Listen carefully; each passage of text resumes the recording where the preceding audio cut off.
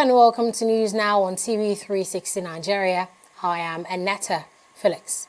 President Muhammadu Buhari says the federal government is committed to ending the military operations in the northeast. The president was speaking during the Chief of Army Staff 2018 annual conference in Maiduguri, Borno State. The conference was initially scheduled to hold in Benin, but was shifted to Borno following a deadly Boko Haram attack on Nigerian army troops last week. At the event, Buhari assured his administration will spare no effort in supporting the military achieve its task in the region. He commiserated with the families and relatives of the officers killed during the Boko Haram invasion. The president has also visited anti-insurgency troops and commended them for their bravery in keeping Nigeria safe from terrorism and violence. Buhari's visit to the northeastern state comes hours after Nigerian army troops repelled an attack by the insurgents. The army says the troops defended Cross in Kukawa local government area of Borno when Boko Haram attempted to invade the area. They, however, did not release any details of casualties on both sides.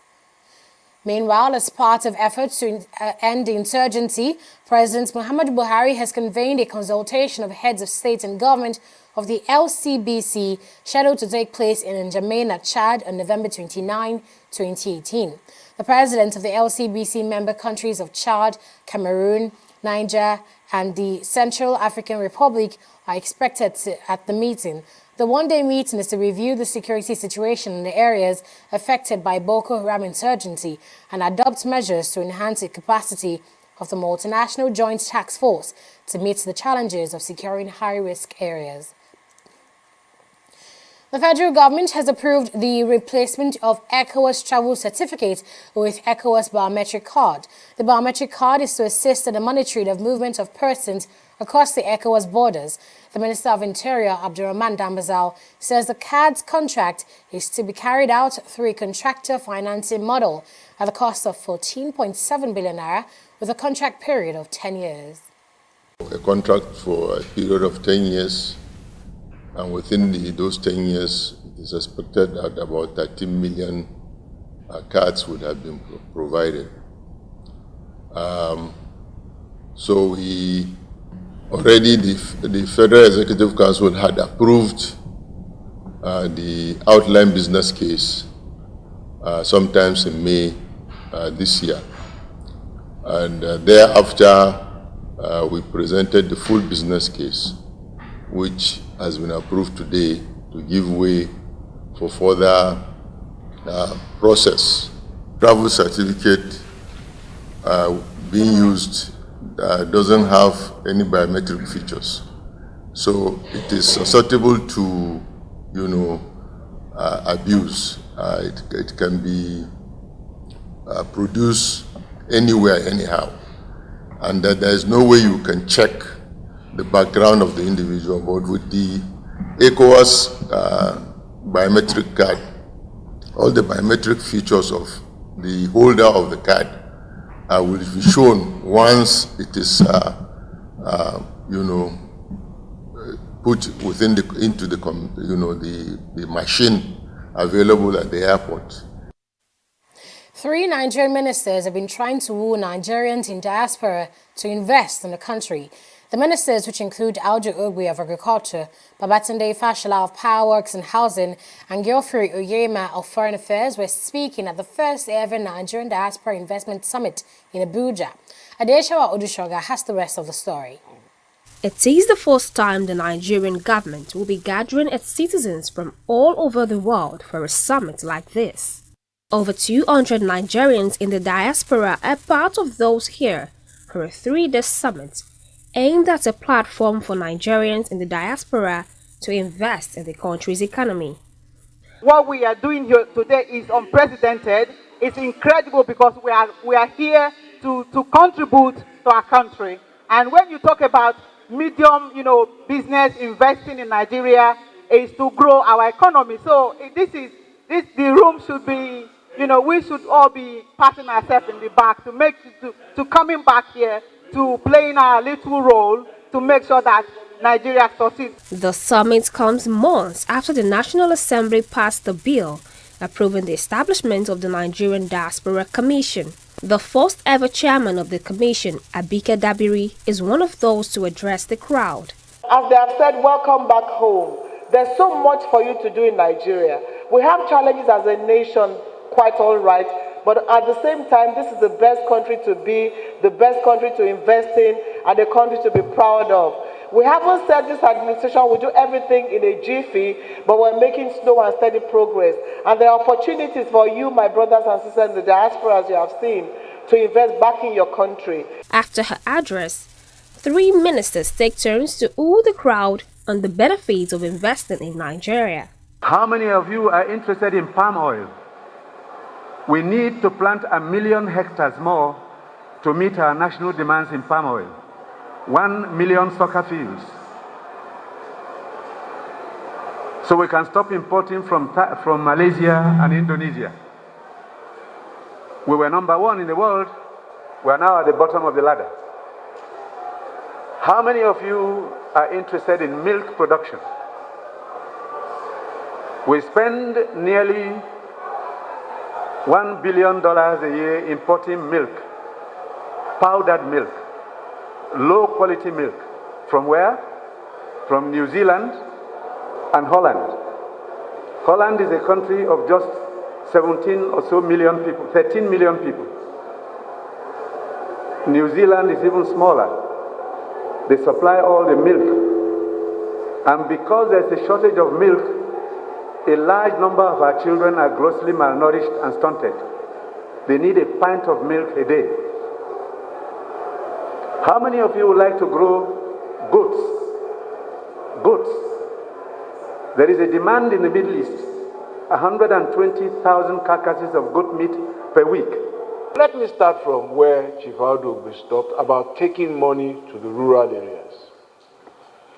And this is not an accident, it is a conscious policy of development. You will see, I will speak about real estate and infrastructure and the connections.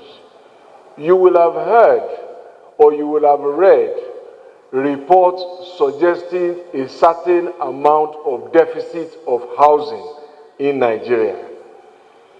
But I have asked those who lay claim to that result to show the empirical basis for those numbers. And one of the things I have sought to do is never to repeat what I cannot verify. So I won't repeat that number here because there is no empirical basis for that number. But whatever that number is, and some of you have heard it, ask yourself if there is any state in this country where there are no empty houses. In the Ministry of Foreign Affairs, we appreciate very much the value and the importance of the diasporan community. And the Nigerian diaspora, you guys, are a particularly valuable asset. We know, for instance, in the United States of America, that it is reckoned that the Nigerian diaspora are amongst the highest achievers in U.S. schools. And of course, in many other countries, the value and the importance of the Nigerian diaspora is very keenly felt. The summit, holding at the Federal Capital Territory, Abuja, is themed Activating Diaspora Investments for a Diversified Economy. Vice President Yemi Osinbajo is part of those billed to address the crowd. Adeshawa Odushoga, TV360, Nigeria. Vice President Yemi Osinbajo has now addressed the summit. The Vice President focused on his own address on what the government has done to improve the economy, especially in the area of power generation and economic diversification. I'm pleased to note that we're now, as you know, out of the recession and firmly on the path of sustained and diversified growth. In the last 3 years, we have seen growth in the non-oil sector in particular, and an impressive rise in the exports of agricultural products and solid minerals. We've added 6 million new taxpayers since 2015, a 50% increase in the taxpayer base as part of efforts at diversifying government revenues. Inflation is down from 18% in 2017 to about 11.1% today. The Nigerian economy has continued to attract significant capital inflows, with a total value of capital importation into Nigeria in excess of $16 billion in the first quarter of 2018. Power generation and transmission are each up by about 40 to 50%. We're now doing about 70 megawatts in terms of power generation. But the more important news about power is that we're diversifying from the national grid to off-grid solutions. So in many cases, we're encouraging solar power and several other off-grid solutions in order to increase our general output of power and the general reception of power across the country. So you find that in many cases, especially after the declaration by the Ministry of Power that you could now have willing buyer, willing seller options, several different investments are coming into the country looking for those opportunities where you can transmit, generate, and distribute power on a willing buyer, willing seller basis to industry and even to private users. A senator representing Gombe South, Joshua Lidani, has defected from the People's Democratic Party to the All Progressives Congress. Senate Majority Leader Ahmed Lawan made the announcement on the floor of the Upper Legislative Chamber on Wednesday. Lawan congratulated Lidani but did not give reasons why the senator defected to the ruling party.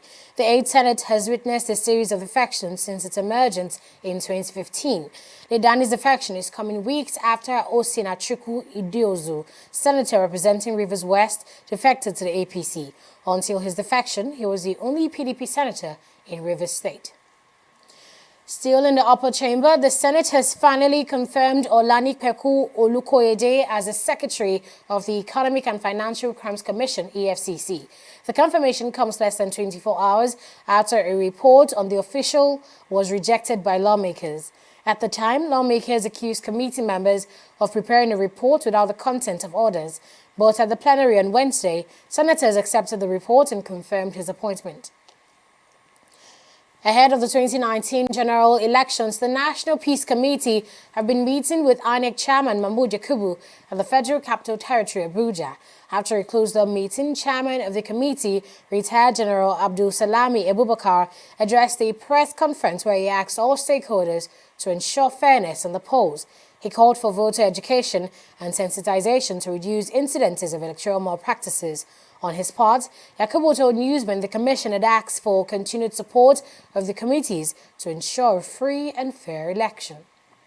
The next stage is we are going to meet with the chairmen and secretaries of the political parties tomorrow in order to discuss also and listen to them and to see how we can make progress. After the meeting with the political parties, we are going to draw a memorandum of understanding for peace and tranquility, and this we hope will be signed by all the presidential candidates and the chairman of the registered party. To avoid ballot box snatching and all type of hooliganism during the election. Our people should realize that peace is very paramount in any society. There must be peace before we conduct election. There must be peace before we have a country.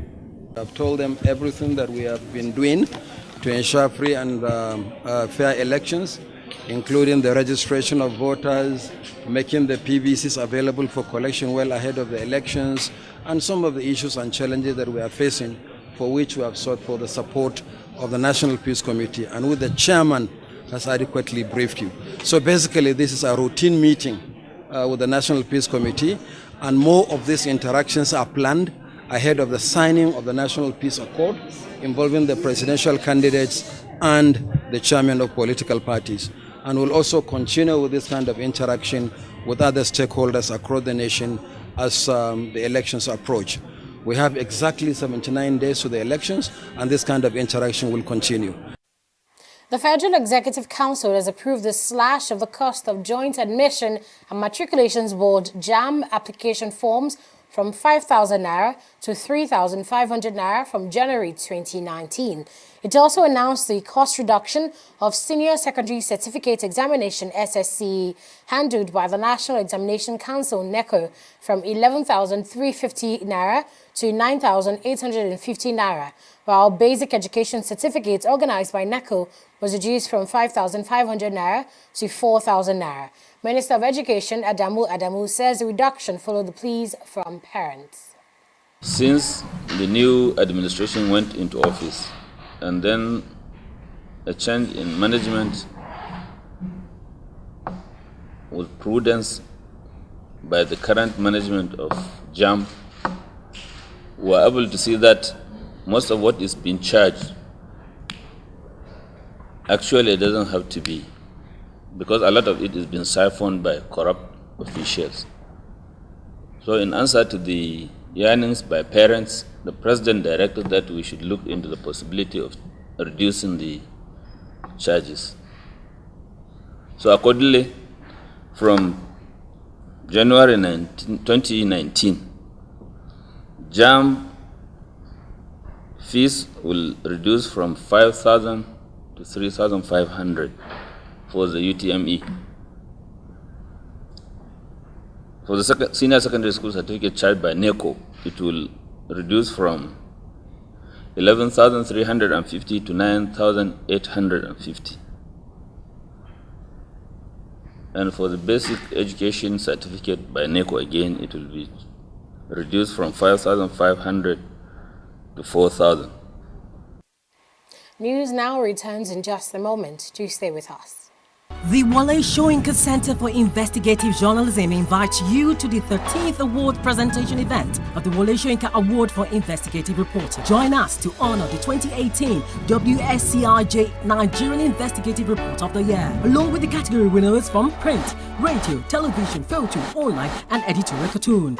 John Momo, Chairman, Channels Media Group, and Waziri Adio, the Executive Secretary of the Nigerian Extractive Industries Transparency Initiative, will also be honored with a Lifetime Award for Journalistic Excellence and Anti-Corruption Defender of the Year Award, respectively. Date, Sunday 9th December 2018, time 5 p.m. Venue, Neka House, Main Hall, Plot A2, Hakim Balogun Street, off Latif Jakonde Road, Alausa Ikeja, Lagos. For inquiries, email wscrj@wscrj.org or call 0908-251-5179.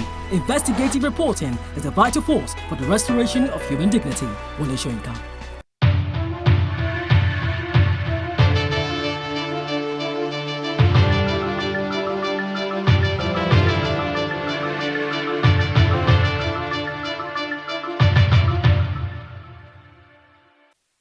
Thanks for joining us again. We have Fidelia Agunta standing by for business. Hello, Fidelia. Hi, Aneta. What's the updates in the world of business today? Well, the chairman of Special Presidential Panel for the Recovery of Public Properties, Okoye Obunu-Obla, said Nigerian banks who received bailout funds from the Central Bank of Nigeria in 2006 should be ready to pay their debt.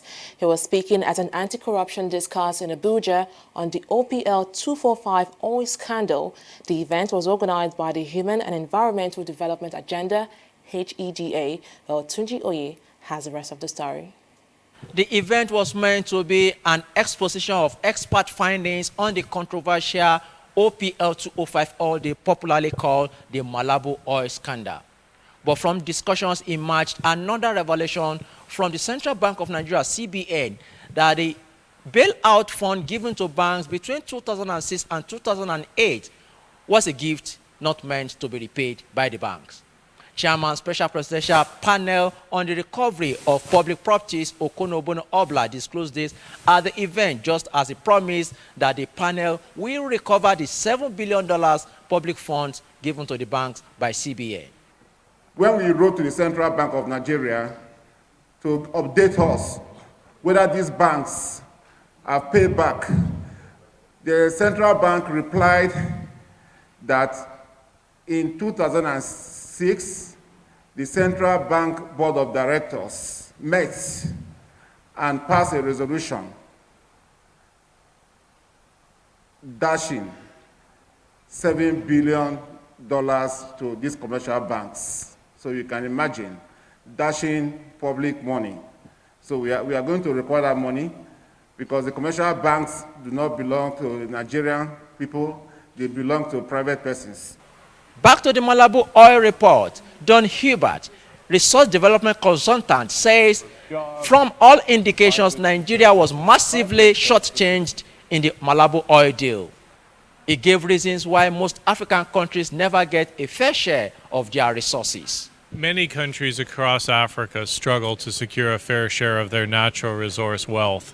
And the challenges are multiple. First, it's challenging to negotiate a good deal, particularly when the people negotiating for the companies have global expertise and the officials negotiating for the country often are less expert. Second, because companies have effective ways of reducing the taxes that they pay. But the first key issue is whether you can negotiate a good deal. There is more corruption because contracts are secret, and there's a global movement away from secret oil contracts because the discretionary power that's given to ministers and some senior officials often results in bad deals for the country. So the global standard now is to have contracts be fully disclosed when they're signed, and the more disclosure there is, the more likely it is that governments will get a fair deal. Other speakers at the event believe corruption is at the heart of the OPL 245 crisis and want the federal government to take decisive steps on the matter. About $5.8 billion potentially lost to that deal can fund Nigerians' allocation for health and education for 2 years. I think every Nigerian should be concerned, and those who were involved in that deal as at that time should be ashamed that they actually negotiated away not only the future of Nigerian children, but also subjected the country to the level of the hideous embarrassment that we're facing, where a whole country in Italy, Milan to be specific, is now trying quite a number of chief executives of this company and also the companies. We have asserted and maintained that the deal was never in the interest of Nigeria. While litigation is ongoing in Milan, Italy, against Shell and Eni over charges of bribery with respect to the deal, there are emerging facts to the effect that correspondences in the domains of Shell and Eni show that the multinational companies were alerted ahead by Nigerian civil servants that the transaction was deceptive and that the terms contained clauses which ab initio ought to have rendered that agreement ineffectual as well as and also invalid. Obviously, with expert reports and submission of stakeholders at the event, Nigeria needs to take prompt action on the controversial Malabo oil deal. From Abuja, Tunji, TV360 News. Meanwhile, global oil prices rose by more than 1% on Wednesday ahead of an OPEC meeting next week, at which the producer club is expected to decide some form of supply cut to counter an emerging glut.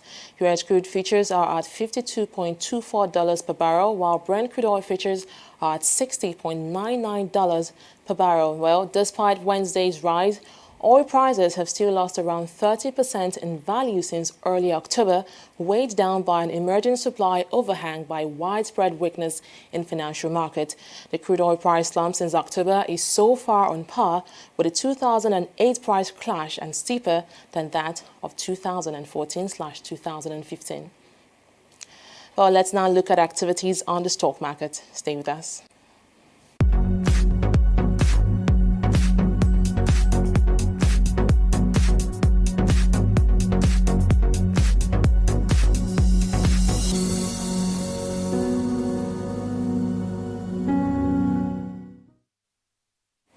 Well, it was a zigzag session today at the NSE as the market began trading in the greens, but slowly slipped into the negative territory, well, declining by 0.48%. But despite this downward trend, 13 equities still recorded gains, with banking and consumer goods sector taking the lead. On the top of this list is Stanbic IBTC, which is appreciating by ₦1.05 cover. Well, this comes after its upcoming Series 1 30 billion naira 5-year senior unsecured note got a AAA rating from Fitch. Well, this most likely affected investors' sentiment, causing more buys Dan sell-off. While Fitch also had some good news for Guarantee Trust Bank, revising its outlook on the bank's long-term issuer default rating from negative to stable, and positive reviews and keen interest from investors on PZ Cussons is responsible for its position on the top gainers chart. While conversely, looking at the top losers chart right here, Dangote Cement is the worst performing stock today, declining by 3 naira and topping the losers chart. Zenith is also on this chart despite Fitch revising its long-term issuer default rating from negative to stable. Well, moving on to the top traders chart right here, Access is the most traded equity today, closing 1 kobo down at 7 naira, and this is after reaching a day high of 7.5 naira. Well, fourth on this list right here is UBA, which was rated Nigeria's most international bank with branches in 20 sub-Saharan African countries. Well, with this review, profit takers sold up their shares, causing a price drop of 15 kobo. Going global right now, the Dow and Nikkei are in the greens. The US stock has continued its recovery after losing all of this year's gains last week, while the Nikkei today jumped by over 200 points. The FTSE, however, shared the same fate as the NSE, dropping by 0.18% ahead of UK's stress report release. Well, that's been a look at of activities on the stock market, and it's back to Annetta Felix. And thank you for that update, Fidelia. Let's now take a look at global activities, starting with China right after this break. Corruption not in my country. What do you want to buy? Potato. Small baskets. I want plantain. But why your plantain can't hard like this? Madam, now the outside hard. Inside there, it is very soft. Madam, wallahi make her no buy them. Make her show you something. What? What's in this one? Madam, this one now the chemical what they put on for the plantain make her ripe up. Hey? So you dey put chemical for plantain where people go chop? No water, no be chemical. Water. You know say Pela I don't talk and say water and not be enemy. Drink am. Where you collect that water, drink am. I just stop finish. See my belly. It don't big. I just stop drink water finish. Wait, you drink am now. At the sell plantain, I go come put on for chemical because I want to make a ripe go. That's why I talk now corruption. Corruption. Not be for this kaswa, come not be for this country. Now me take am. Corruption not in my country. Stop corruption now. An explosion and fire near a chemical factory has left at least 22 people dead and 22 others injured in northern China on Wednesday. According to authorities, the explosion also burns 50 trucks in the area. The injured were taken to hospital for treatment following the blast, which occurred at about 12:41 a.m. The deadly Ebola outbreak, which has ravaged the eastern DR Congo for nearly 4 months, has claimed another 19 lives in just 5 days. The outbreak, which began on August 1, has now killed 241 people, and another 74 suspected cases are under investigation. The outbreak is the 10th in DR Congo since Ebola was first detected there in 1976. The crisis is centered around the restive eastern city of Beni in northern Kivu, a region which has been blighted by an armed conflict which has hampered efforts to curb the outbreak. Talking sports, former Premier League soccer player Dixon Ethuhu will go on trial in a Swedish court on Thursday to face a charge of match fixing, which he denies. Ethuhu played at the 2010 World Cup for Nigeria and had a lengthy career in England for Manchester City, Preston North End, Norwich, Sunderland, Fulham and Blackburn Rovers before moving to play in Sweden. He is charged with trying to bribe a goalkeeper to fix the result of a league match between his former side, Stockholm's AIK and IFK Gothenburg. Robbie Keane, Ireland record goal scorer, has confirmed his retirement after being included as part of his country's management team under Mick McCarthy. The 38-year-old scored 68 times in 146 appearances for his country, but was confirmed as an assistant to McCarthy before following his decision by Martin O'Neill and Roy Keane to step aside. It means a playing career that spanned 23 years and took in clubs that included Wolves, Inter Milan, Tottenham, Liverpool and LA Galaxy comes to an end after 325 goals in 777 appearances. Thanks for watching News Now on TV360 Nigeria. Do log on to our website at www.tv360nigeria for more. I am Aneta Felix. Bye for now.